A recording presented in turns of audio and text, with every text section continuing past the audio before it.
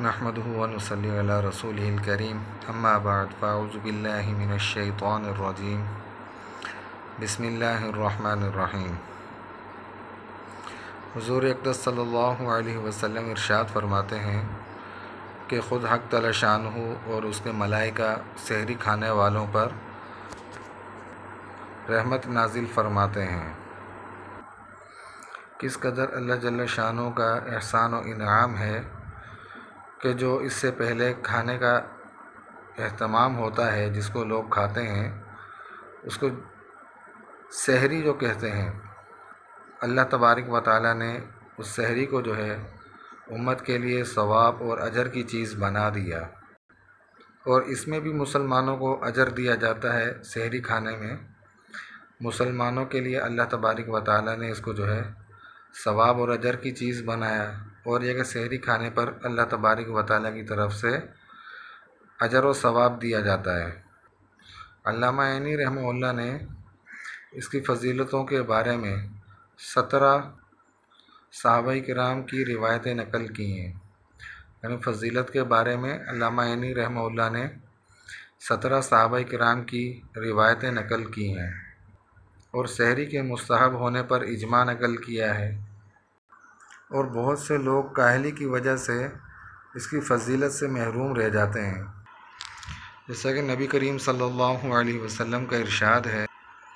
کہ ہمارے اور اہل کتاب کے یعنی یہود و نصارہ کے روزے کے درمیان سحری کھانے کا فرق ہے، اور مسلمان جو ہیں وہ سحری کھاتے ہیں، اور یہود و نصارہ جو ہیں وہ سحری نہیں کھاتے۔ ایک اور جگہ ارشاد ہے آپ صلی اللہ علیہ وسلم کا کہ سحری کھایا کرو، اس میں برکت ہے، اور آپ صلی اللہ علیہ وسلم نے فرمایا کہ 3 چیزوں میں برکت ہے، ایک جماعت میں، اور دوسرا سرید میں، اور تیسرا سحری کھانے میں۔ اور نبی کریم صلی اللہ علیہ وسلم جب کسی صحابی کو اپنے ساتھ کھانے میں بٹھاتے، شامل کرتے، سحری میں بلاتے،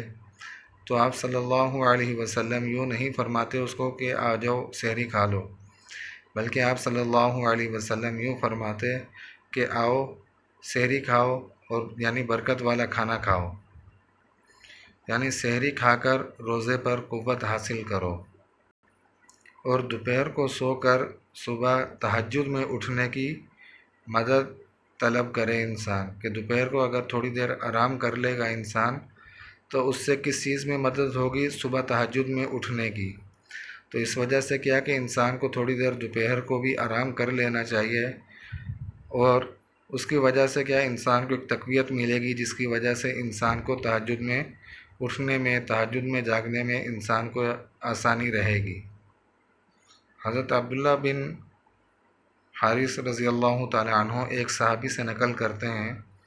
کہ میں آپ صلی اللہ علیہ وسلم کی خدمت اقدس میں ایسے وقت میں حاضر ہوا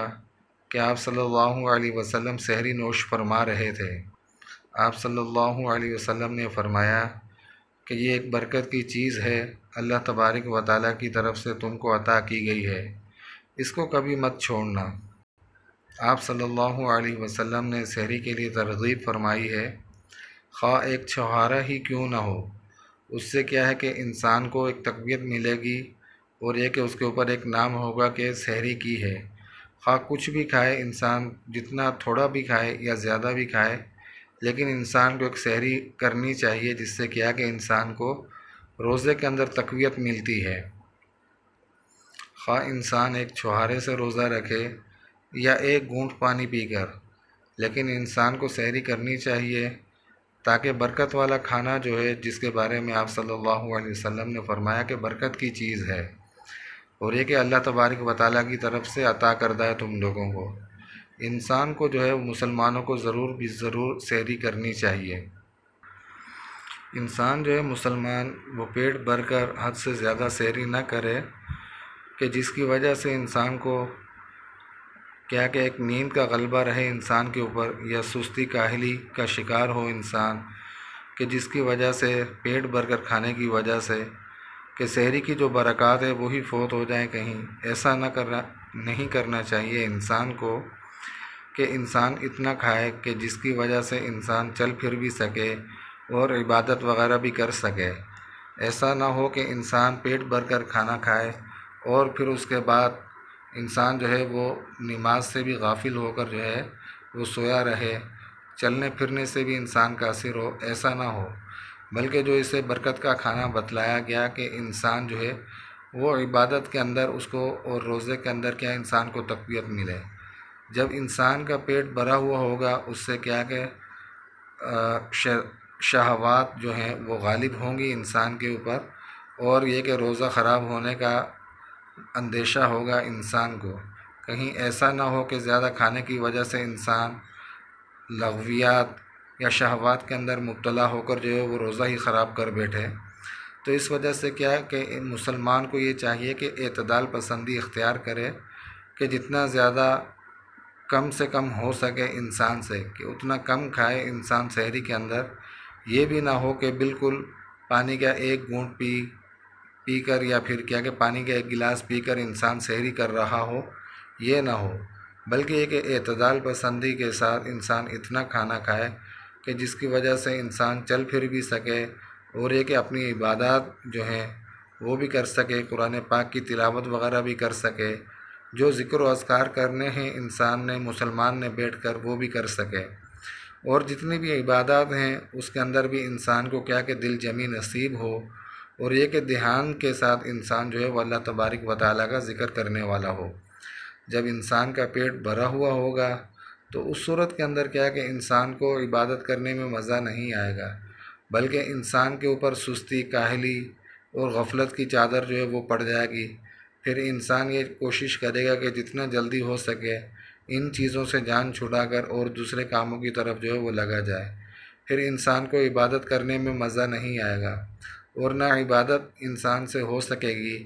کیونکہ روزے کا اصل مقصد ہی کیا ہے کہ انسان کا اپنے آپ کو بھوکا رکھنا ہے اور شرمگاہ کی حفاظت رکھنا ہے۔ اور روزے کے اندر جتنے بھی خرافات آتے ہیں وہ انسان کے زیادہ کھانے کی وجہ سے یا زیادہ پیٹ بھرے ہوئے ہونے کی وجہ سے